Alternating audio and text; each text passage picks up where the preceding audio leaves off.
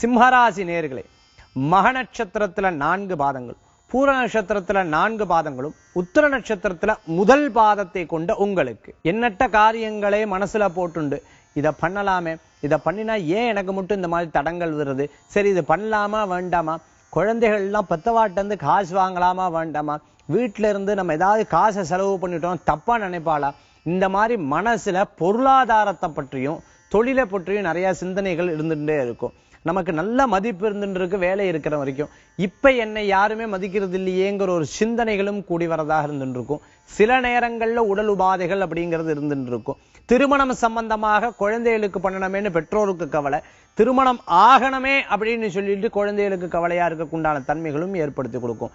இன்றைய தினத்துல தெய்வீக வழிபாடு முழுமையாக உங்களுக்கு துணை நிற்கக்குண்டான வாய்ப்புகள் உண்டு.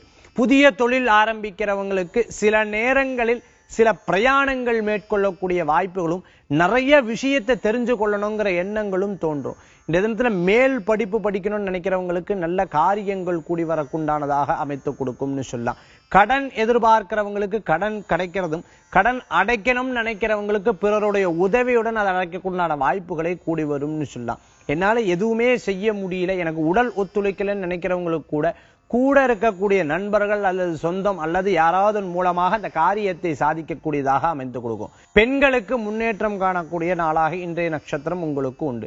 இன்றைய தினத்துல உங்களுக்கு அதிர்ஷ்டம் தரக்கூடிய எண் 9, நிறம் ஊதா, வழிபாட்டுக்குண்டான தெய்வம் கிருஷ்ண பெருமான் வழிபாடு உன்னதமான பலன்களை கொடுக்கும் வழிபாடு.